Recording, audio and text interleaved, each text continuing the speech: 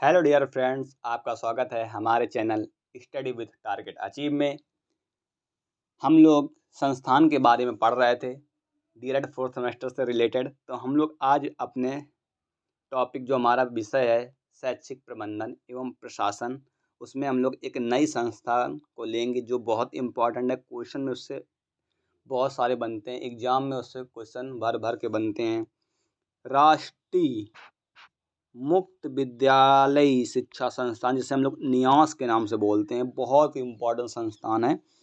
राष्ट्रीय मुक्त विद्यालय शिक्षा संस्थान, तो चलिए इसको हम लोग देख लेते हैं। हमारा छोटा सा टॉपिक है, अच्छा है, लेकिन ये हमारा क्वेश्चन इससे बनते हैं, तो चलिए हम लोग इसके बारे में देख लेते हैं।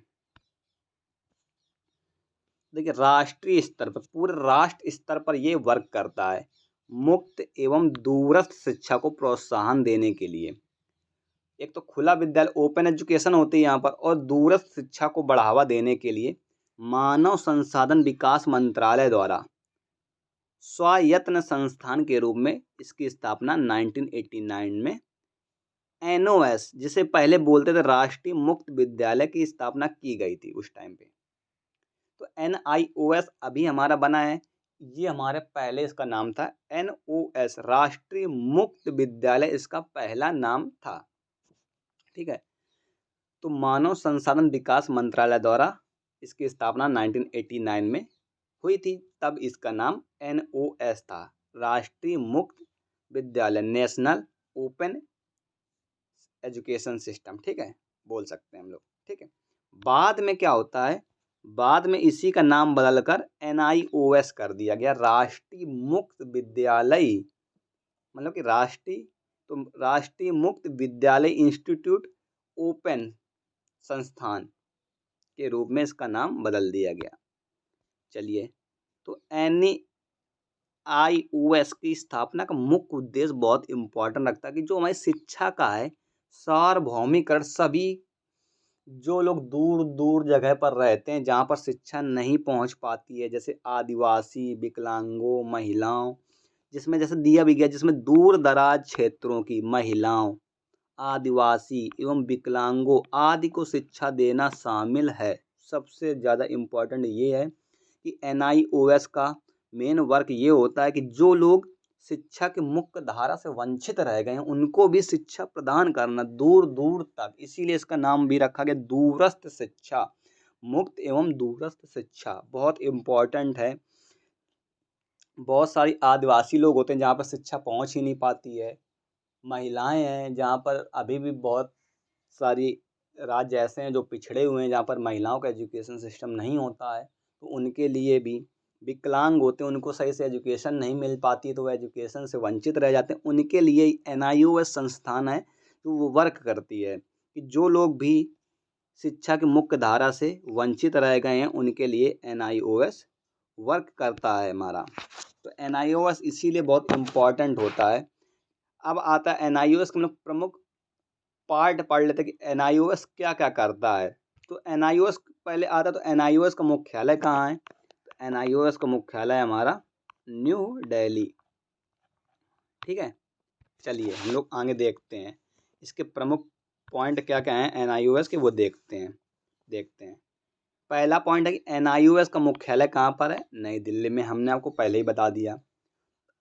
अब नई दिल्ली में इसका मुख्यालय है, अब पूरा राष्ट्र स्तर पर वर्क करता है, तो अब अकेले तो संभाल नहीं सकता है, तो इसकी हेल्प करने के लिए एनआईओएस के 11 क्षेत्रीय केंद्र और 3 क्षेत्रीय उप केंद्रों को खोला गया, ताकि पूरा राष्ट्र आता है हमारे एनआईओएस में, तो उसमें सभी तक शिक्षा पहुंचाना इनका कार्य है। तो ये क्या करते हैं एनआईओएस के, इसीलिए 11 क्षेत्रीय केंद्र बनाए जाते हैं और 3 उप केंद्र। इन सब के अलावा एनआईओएस के हजारों संख्या में देश के अध्ययन केंद्र भी हैं जहाँ पर बच्चे पढ़ते हैं, जहाँ से बालक बालिकाएं विभिन्न कोर्सेज में प्रवेश लेते हैं, जैसे प्राइवेट स्कूल भी दे देते हैं। जो लोग प्राइवेट स्कूल वाले अपना डिप्लोमा कराते हैं, तो हजारों से ज़्यादा इनके कोर्सेज में, मतलब कि आप ये कह सकते हैं कि 11 क्षेत्रीय केंद्र और 3 क्षेत्रीय उप केंद्र के अलावा एनआईओएस ने अपने हजारों की संख्या में देश में अध्ययन केंद्र खोल रखे हैं जहाँ पर बालक नहीं पहुँच पाता तो वो अपने पास निजी केंद्र में एडमिशन ले करके अपना वर्क करते हैं। ठीक है। NIOS अपने छात्रों के लिए विभिन्न स्तर पर एकेडमिक चाहे समझ लीजिए और व्यावसायिक कोर्स का संचालन करता है। सभी स्तर पर एकेडमिक आपको प्रारंभिक शिक्षा पर वर्क करता, माध्यमिक शिक्षा का वर्क करता, उच्च माध्यमिक शिक्षा पर वर्क करता, व्यावसायिक कोर्स चलाता है। और इसमें से कुछ प्रमुख कोर्स हम आपको बता देते हैं कि कौन कौन से इसके प्रमुख कोर्स होते हैं। तो जैसे प्रारंभिक शिक्षा में ये कौन सा कोर्स कराता है, तो NIOS का प्रारंभिक शिक्षा कोर्स उन बालकों के लिए होता है जो 5वीं या उससे पहले ही शिक्षा की मुख्य धारा छोड़ चुके होते हैं। तो कुछ बच्चे ऐसे होते हैं जो कक्षा 5 तक पढ़ते हैं या उससे पहले ही उनके घर में जो भी प्रॉब्लम्स हो जाती है, मतलब कि गरीबी सबसे ज़्यादा बोलते हैं, घर वाले पढ़े लिखे नहीं होते तो अपने बच्चों को भी नहीं पढ़ाते थे, लेकिन अब नहीं है। अब हम लोग का देश विकास कर रहा है, डेवलपमेंट। तो जो बच्चे 5वीं या उससे पहले ही शिक्षा की मुख्य धारा से अलग हो जाते हैं तो उन बच्चों को ये प्रारंभिक शिक्षा के अंतर्गत कोर्स प्रोवाइड कराते हैं। इसमें 3 तरह के पाठ्यक्रम आते हैं। कौन कौन से हैं, जैसे OBE बोलते हैं, OBE ए, इसे बोलते हैं मुक्त बेसिक शिक्षा, जो कक्षा 3 तक के लिए मान्य है। OBB आता है तो कक्षा 5 तक के लिए मान्य होता है। OBC, OBE और C कक्षा 8 तक के लिए मान्य होता है। लेकिन इसमें देखिए, इस स्तर पर कोई प्रमाण पत्र नहीं दिया जाता है, क्योंकि 1 से लेकर 8 तक कोई प्रमाण पत्र नहीं दिया जाता। आपको कोर्स कराता मुक्त बेसिक शिक्षा 1 से कक्षा 3 तक के लिए, OBB अगर करते तो कक्षा 5 के लिए, OBEC कक्षा 8 तक के लिए, लेकिन कोई भी प्रमाण पत्र नहीं दिया जाता है। अब इसके बाद हम लोग आते हैं माध्यमिक शिक्षा हमारी क्या होती है। माध्यमिक शिक्षा में क्या होती है, इस स्तर पर उन विद्यार्थियों के लिए एकेडमिक एवं व्यावसायिक कोर्स प्रदान किए जाते हैं जो कक्षा 10 तक की शिक्षा पाना चाहते हैं। जो बच्चे केवल 10 तक ही शिक्षा पाना चाहते हैं उनके लिए। ऐसे आते हैं उच्च माध्यमिक शिक्षा। तो उच्च माध्यमिक शिक्षा में आपको व्यावसायिक और अकादमिक तथा जीवन समृद्ध कार्यक्रम उन छात्रों के लिए चलाया जाता है जो 12वीं तक की शिक्षा को ग्रहण करना चाहते हैं। ठीक है, तो NIOS के बारे में हम लोगों ने डिस्कस कर लिया अच्छे से। इसके कुछ नोट्स पॉइंट हैं, हम लोग कुछ इम्पोर्टेंट पॉइंट हैं आपको बता देते हैं। इसके अलावा NIOS और क्या करता है, वो नव साक्षर जो 9 लोग होते हैं, नए लोग होते हैं, उनके लिए सतत शिक्षा का कार्यक्रम भी चल रहा था जो लगातार उनका वर्ष में होते ही रहते हैं। और NIOS हमारा एक राष्ट्रीय स्तर पर पाठ्यक्रम निर्माण करने वाली, पाठ्यक्रम को निर्माण करते हैं ये लोग। NIOS सिलेबस बनाते हैं, प्रवेश देने वाली बच्चों को प्रवेश दे देते हैं तथा परीक्षा लेकर प्रमाण देने वाले, और खुद ये लोग परीक्षा भी कराते हैं, उसका प्रमाण पत्र भी देते हैं। एक स्वयं की संस्था है, अर्थात यह खुद में CBSE आदि की तरह शिक्षा का एक राष्ट्रीय बोर्ड भी है। कहने का मतलब जैसे हमारे CBSE बोर्ड होते हैं वो लोग अपना खुद का एग्जाम कराते हैं, खुद सर्टिफिकेट देते हैं, वैसे ही NIOS भी एक संस्था है जो खुद अपना सिलेबस डिस्कस करती है, बनाती है और अपने बच्चों को प्रवेश, अपने संस्थान में बच्चों को प्रवेश देती है तथा परीक्षा उनका कराती है। परीक्षा कराने के बाद उनको एक प्रमाण पत्र देती है और वो खुद अपने आप में एक राष्ट्रीय बोर्ड है NIOS। NIOS ने बाद में व्यावसायिक एवं रोजगार शिक्षा के रूप में B.Ed कोर्स के लिए भी प्रवेश लेना शुरू कर दिया था। बाद में 12th के बाद NIOS ने B.Ed का कोर्स भी स्टार्ट कर दिया था। ठीक है, चलिए और हम लोग इसका देख लेते हैं। तो 1911 में क्या होता है कि नोट पॉइंट लिखते हैं हम लोग।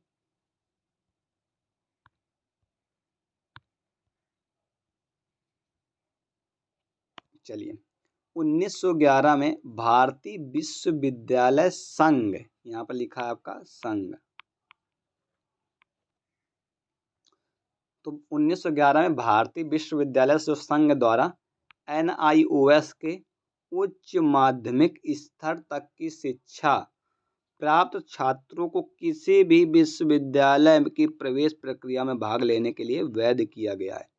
1911 में भारतीय जो विश्वविद्यालय संघ है हमारा द्वारा NIOS को उसने कहा है कि आप उच्च माध्यमिक स्तर तक की शिक्षा प्राप्त जो भी छात्र होते हैं उन्हें किसी भी विश्वविद्यालय की प्रवेश प्रक्रिया में भाग लेने के लिए वैध किया गया है। तो ये था, हम लोगों ने NIOS के बारे में पढ़ लिया है, जो कि हमारा बहुत इम्पोर्टेंट टॉपिक है। अब इसके बाद हम लोग नेक्स्ट की क्लास में हम लोग एक और इम्पोर्टेंट संस्था पढ़ेंगे, न्यूपा, जो कि बहुत इम्पोर्टेंट संस्था है।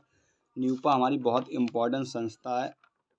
और इसके बाद हम लोग अपने नेक्स्ट टॉपिक में आ जाएंगे ग्राम शिक्षा समिति, और फिर जिला शिक्षा समिति और नगर की शिक्षा समिति के बाद हम लोग BRC और NPRC के बारे में ख़त्म करके हम लोग अपने टॉपिक को कंप्लीट करते हैं। लगभग 5 से 6 वीडियो में हम लोग का ये टॉपिक पूरा कंप्लीट हो जाएगा। इसके बाद हम लोग की मैथ क्लासेस तो चल ही रही हैं और साइंस की क्लासेस भी चल रही हैं। जब हमारा 3 कोर्स हो जाएंगे, मैथ का और शैक्षिक प्रबंधन एवं प्रशासन और विज्ञान, 3 कोर्स फिनिश होने के बाद हम लोग आगे के 3 कोर्स और उठा लेंगे और उनको भी जल्दी से पूरा फिनिश कर लेंगे। आपको सारे PDF अगर आपको चाहिए, नोट्स चाहिए, तो आपको हमारे टेलीग्राम चैनल से जुड़ जाइए। आपको वहाँ पर आपको नोट्स भी प्रोवाइड करा दिए जाएंगे और ये नोट आपके लिए UP टेट और सुपर टेट के लिए भी, अगर आपको नोट्स चाहिए तो आप टेलीग्राम में कमेंट कर सकते हैं, आपको उसके भी नोट्स मिल जाएंगे। टेलीग्राम का लिंक डिस्क्रिप्शन में दिया है, आप वहाँ से हमारे टेलीग्राम चैनल से जुड़ सकते हैं। अगर आपको ये वीडियो पसंद आई हो तो लाइक कीजिए, शेयर कीजिए और हमारे चैनल को सब्सक्राइब कर दीजिए और बेल आइकन का बटन भी दबा लीजिए, ताकि आपको टाइम टाइम से जुड़ी सारी नोटिफिकेशन मिलती हैं। उम्मीद करते हैं कि आपको ये वीडियो पसंद आई होगी। Thank you.